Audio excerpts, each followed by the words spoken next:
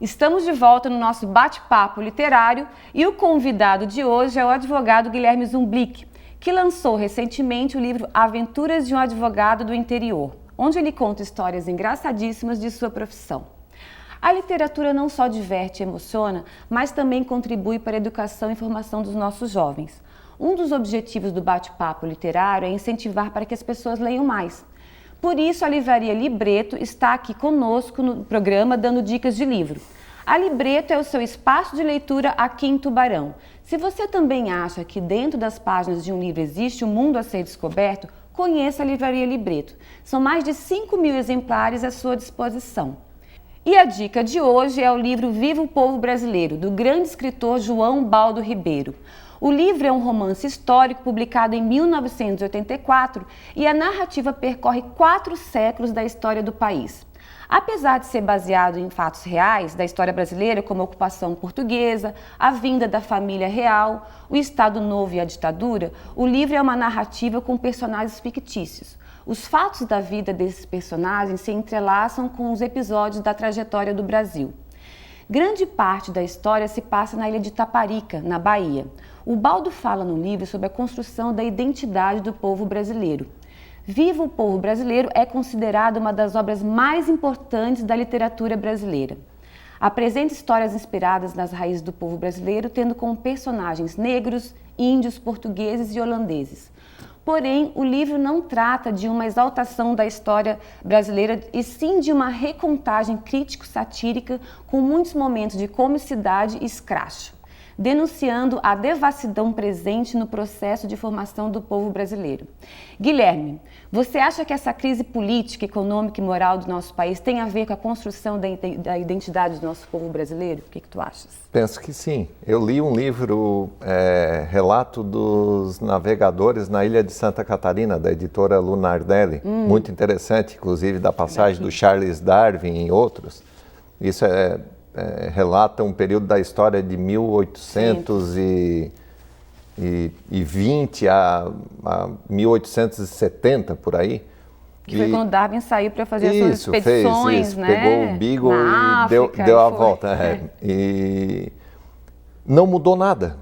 Daquela época para agora, é incrível a perpetuação dessa forma que o Brasil se moldou de situações da mesma política corrupta, do povo leniente, da forma da divisão de valores, dos maus valores que nos foram incutidos, né? Talvez por sermos uma colônia de portugueses. Desde a época do Império, na verdade, né? É interessante que os Estados Unidos, que é uma colonização de anglo-saxões, né, ela não teve esse ranço que nós tivemos, essa mesma influência, essa mesma toxicidade que nós viemos incutidos, né?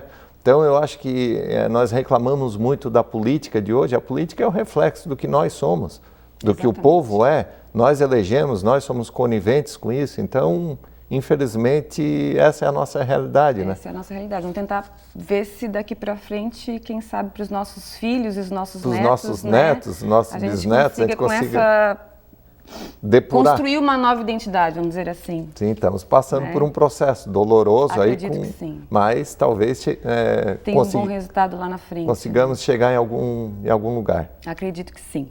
Voltando para o livro, você conta no livro que você teve a ação da sua vida. Qual foi essa ação? Bom, no escritório do Megalvio tinha a nossa secretária lá, que era a Zélia, uma querida. E a irmã dela, a Sônia Borges Teixeira, ela era funcionária do Banco Bamerindos. Sim. E depois se transformou no HSBC. Ela foi acometida de poliomielite quando jovem e ficou com uma condição especial, né? E ela foi para a rua do banco prestes a se aposentar e nos procurou desesperada. Ela já tinha 54 anos de idade e ninguém sabia o que podia ser feito. E eu, na lei da Previdência Social na época, isso era em 93 por aí, a lei da Previdência Social era de 91, tinha um artigo que dizia empresas com mais de 100 funcionários têm que ter uma cota de portadores de necessidade especial. E ninguém tinha visto isso até então, porque a lei era recente. Eu li na biblioteca essa lei. Que também não tinha internet, né? Não Tudo tinha muito internet, acessível, não tinha nada, era no livro mesmo. E encontrei a lei, encontrei o artigo, mostrei para o Megalv, Mega, está aqui o nosso... Ele, mas isso aí não existe. Eu insisti, fiz uma ação.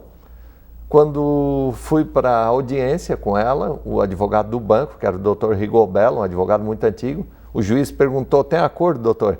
Ele assim, não, nessa tese mirabolante, não. Eu, meu Deus do céu, tese mirabolante, coitada, né? Coitada de mim também, está aqui, né? O juiz, que era o doutor Roveda, que hoje é juiz do Tribunal do Trabalho, ele disse, mirabolante não, doutor Rigobello. Eu só não julgo agora, sem a sua defesa, porque seria anulado. Mas para mim a ação já está resolvida. E assim foi, eu saí ganhando daqui, ganhei em Florianópolis, ganhamos em Brasília e foi feita a jurisprudência. Sim. E anos depois eu entrei com outra ação dessa, fui ao TRT, que inclusive, fui ao TST, inclusive está aí, que eu pulei por cima da catraca do TST para ser atendido, e a ministra chegou lá e disse, olha Guilherme, foi tu que fez a primeira ação dessa aqui, a primeira ação, porque tu estava citada. Exemplo. Isso foi um precedente para todas as outras ações dessa natureza. E a partir dessa ação, as empresas passaram a contratar os portadores de necessidade especial. E essa ação eu enviei para as associações de portadores de necessidade do Brasil inteiro.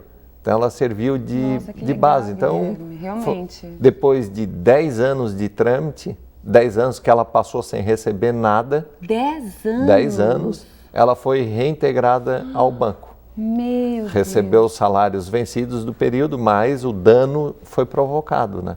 Ela passou 10 anos vivendo junto com a mãe da aposentadoria da mãe. Que absurdo. Então, mas foi uma ação... Mas, enfim, aí começa a mudança, né, Guilherme, Sim, na verdade. Isso, né? É uma ação relevantíssima. Isso o direito nos faz dar vida para o advogado, sabe? Isso faz o sangue correr na veia.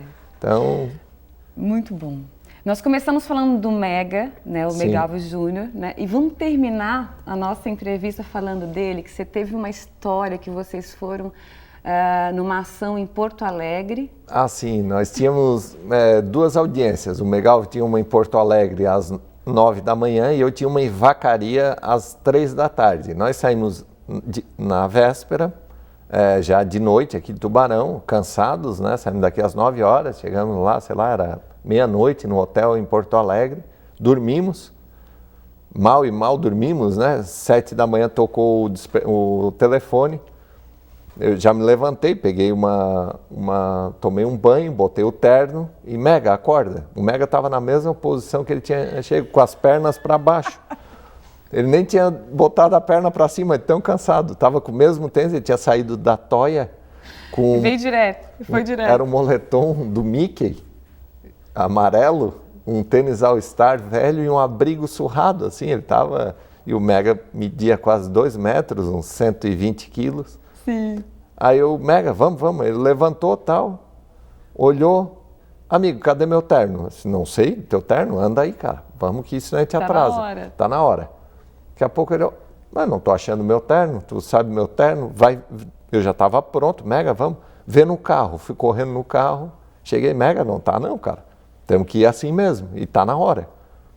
A gente foi para a audiência. Ele foi de Mickey? Ele foi de Mickey, como estava, porque eu faria audiência, mas a audiência, eu estava preparado para outra, eu era muito novo, não dava, não tinha...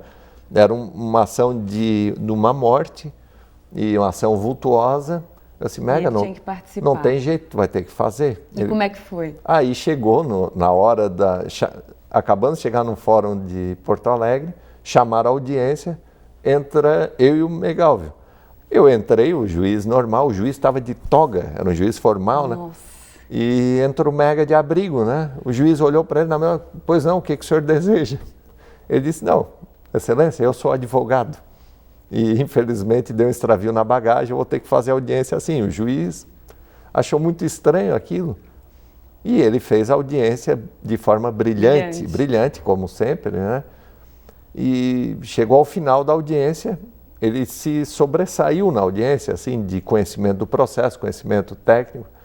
Ao final da audiência, o juiz chegou e ainda disse, olha, doutor, antes todos os advogados viessem vestidos com o senhor, mas com esse conhecimento, mais ou menos isso, né? É prova de que a veste não é nada. É verdade. O que interessa é o conhecimento e o senhor né? é o conteúdo, e o senhor tem de sobra. Então, muito bacana. Foi uma lição bacana. Ô, Guilherme, tem essa e muitas outras boas histórias aqui. Se a pessoa quiser comprar o seu livro, como é que faz? E você doou a renda do livro para a instituição, né? Eu não sei se foi em razão de eu ter doado a renda lá para as obras do Centro Espírita que eu frequento, que é o Paulo de Tarso, na Catedral. Ele esgotou. Então tá. Então a gente vai esperar pela próxima edição. Próxima edição. Isso. Guilherme, muito obrigada por ter participado do nosso programa. Bom. Um prazer tê-lo aqui. E espero que você volte quando for escrever o próximo livro, certo? Combinado? Não, eu volto aqui, mas provavelmente não para um próximo livro, que esse aí já deu trabalho demais. Nossa conversa de hoje no Bate-Papo Literário foi com o advogado Guilherme Zumblick. Muito obrigada mais uma vez por ter vindo. E o Bate-Papo está no ar aqui na Unisul TV.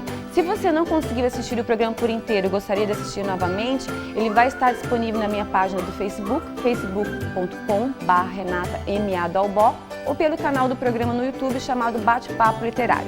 Queria agradecer muito a companhia de vocês e espero todos novamente no nosso próximo Bate-Papo Literário. Até lá!